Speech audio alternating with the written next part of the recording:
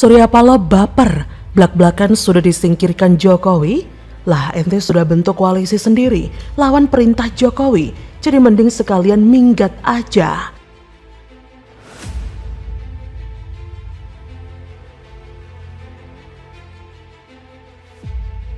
Nasdem itu ya, kita harus bicara apa adanya ya, kan sudah memiliki koalisi sendiri. Dan ini gabungan partai yang kemarin berkumpul, itu kan juga ingin membangun kerjasama politik yang lain.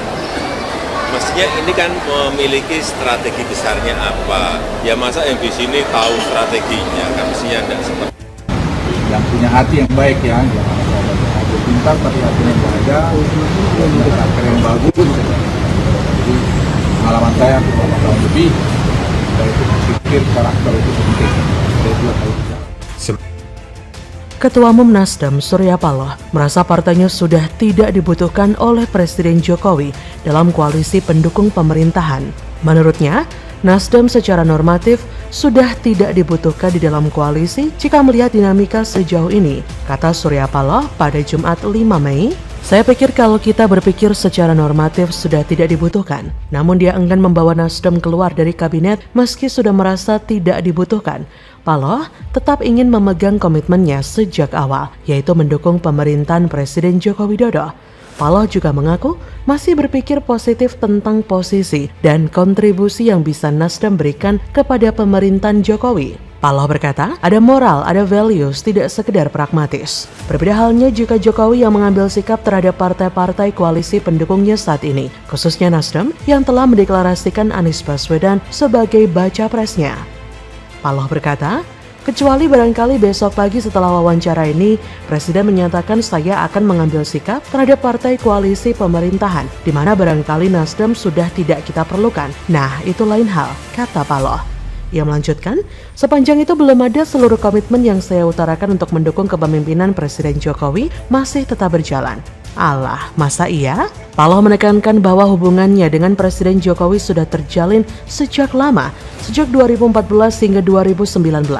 Nasdem selalu mendukung Jokowi hingga memenangkan Pilpres dan memimpin pemerintahan seperti sekarang.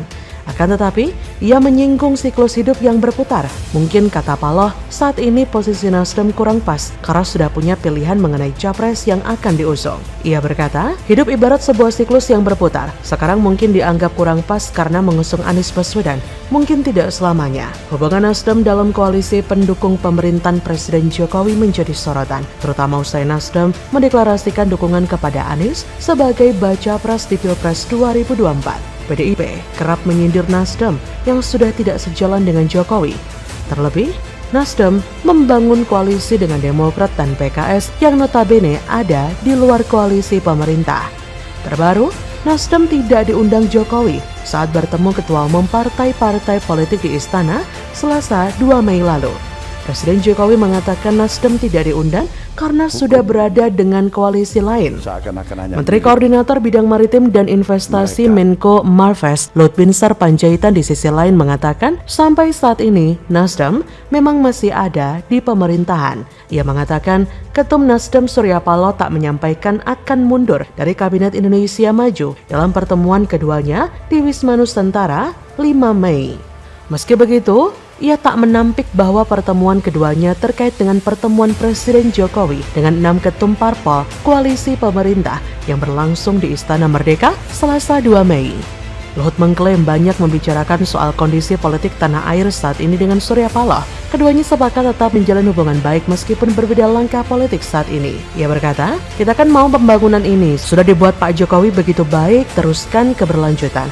Jadi kita nggak mau sampai ada lagi di depan ramai-ramai yang nggak perlu. Yang merugikan kita semua, saya kira Pak Surya juga berbesar hati itu, dan saya melihat nggak ada yang perlu diributkan, kata Luhut.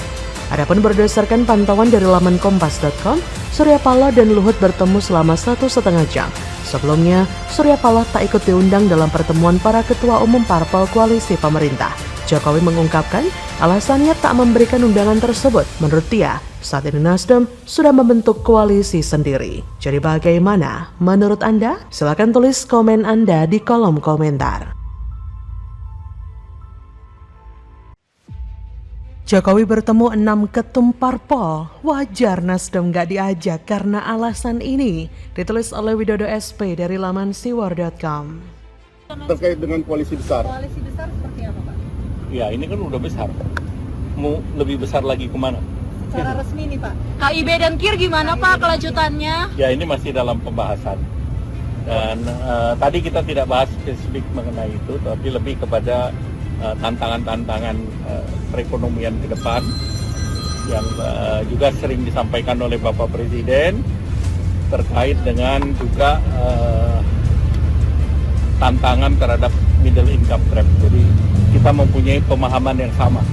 6 partai yang malam ini bertemu Bapak Presiden. Pada dasarnya pemilih kita ini pemilih yang sangat dinamis. Kami menemukan misalnya 2 bulan lalu kami menemukan ada 31% pemilih partai di 2019 itu sekarang berubah partai, pindah. Misalnya di Nasdem ada 42% dari pemilih Nasdem di 2019 itu sekarang memilih partai lain. Hal-hal yang baik tadi kita terutama ya intinya kan Lebaran ya. Kemudian beliau menyampaikan